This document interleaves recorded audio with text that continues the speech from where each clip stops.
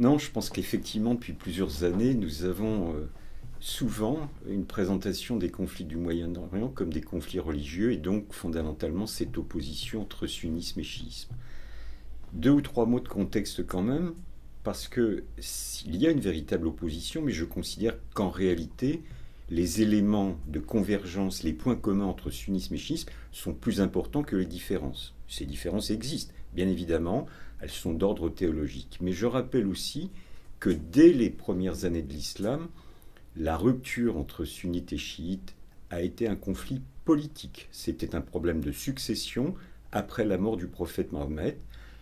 Un de ses gendres et cousins, Ali, s'est opposé à d'autres prétendants à la succession, ce qui a généré un coup d'État contre lui, son assassinat, et donc c'est fondamentalement des questions politiques. À l'époque, il n'y avait pas de divergence théologique. Celles-ci se sont cristallisées par la suite. Aujourd'hui, les chiites, c'est à peu près 10% de la communauté des musulmans à travers le monde. Et on trouve des chiites dans des pays arabes comme le Liban, comme l'Irak, comme Bahreïn, comme Yémen, comme Arabie Saoudite. Néanmoins, les chiites sont minoritaires. Et il se fait que le pays où ils ont véritablement pris racine, où là ils sont très majoritaires, c'est un pays non arabe, c'est-à-dire l'Iran, où le chiisme est devenu religion d'État depuis le début du XVIe siècle. Et à partir de là, cette opposition a pris une connotation politique. Et pour arriver à la période la plus récente, on peut considérer que beaucoup d'analystes considèrent que c'est le point de clivage depuis à peu près la révolution iranienne en 1979. Pour quelle raison ?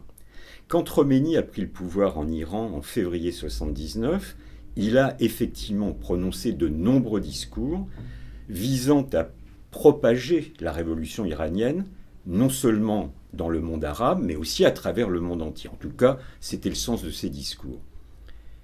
Donc, il a attaqué les régimes arabes, sunnites, qu'il considérait comme des traîtres à la cause musulmane, etc., car il y avait un langage très exalté, très effervescent. Nous étions dans une période révolutionnaire. Ceci étant posé, est-ce que pour autant cela signifie qu'il y a une volonté expansionniste des Iraniens ? Non, je ne le crois pas. Peut-être dans les premiers mois de la révolution iranienne, mais on constate que très rapidement, il y a eu cette guerre entre l'Iran et l'Irak, à l'instigation de l'Irak, en 80, et qu'à partir de 1980, il n'y a plus de volonté expansionniste de la part des Iraniens, qu'au contraire, pendant cette longue guerre qui dure 8 ans, toute leur énergie politique est concentrée sur la défense de leur territoire, sur la défense de leur patrie. Puis il y a une deuxième étape, c'est 2003, c'est l'invasion américaine de l'Irak. Et nous savons qu'en Irak, il y a démographiquement une majorité de chiites, sauf qu'ils avaient toujours été dans l'histoire, dans la longue histoire, relégués à une condition seconde, citoyenne seconde zone à l'époque de Saddam Hussein. Et évidemment, l'intervention militaire des États-Unis a permis, avec la chute de Saddam Hussein, aux chiites de prendre le pouvoir, parce que démographiquement, ils sont majoritaires. Donc il y avait une forme de retour de justice, de ce point de vue en tout cas. Et donc, c'est en 2004 très précisément, donc il y a un an après la chute de Saddam Hussein, que des hommes comme Abdallah de Jordanie ou Hosni Moubarak, le président égyptien de l'époque, tous les deux très proches des États-Unis au passage, ont parlé d'un croissant chiite et ont initié cette grille de lecture d'opposition religieuse entre sunnites et chiites. Alors qu'en réalité, de mon point de vue, s'il y a opposition, c'est des oppositions politiques, c'est des luttes de puissance entre l'Iran, l'Irak et d'autres États, mais pour des questions de rapport de force géopolitique assez classiques. Et par ailleurs, je ne pense pas que cette grille de lecture soit suffisante. Bien sûr, il y a des éléments religieux, mais c'est un paramètre parmi d'autres. C'est-à-dire qu'il y a des facteurs sociaux, géopolitiques principalement, qui sont à mon avis essentiels. Et ceux qui prétendent que cette grille de lecture est efficace ne sont pas capables de répondre à des questions qui sont pourtant liées à l'actualité. Pourquoi y a-t-il eu opposition entre l'Arabie Saoudite et l'Égypte à l'époque de Mohamed Morsi, frère musulman, président égyptien ? Et pourtant, ils sont tous les deux sunnites.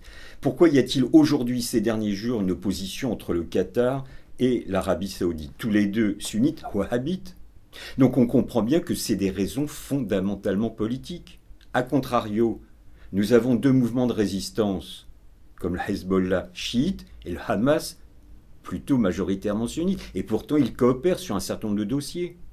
Enfin, et si je m'extrais un petit peu du champ moyen-oriental, je rappelle toujours que les Iraniens, la République islamique d'Iran, soutient activement l'Arménie dans sa rivalité à l'égard de l'Azerbaïdjan qui est chiite.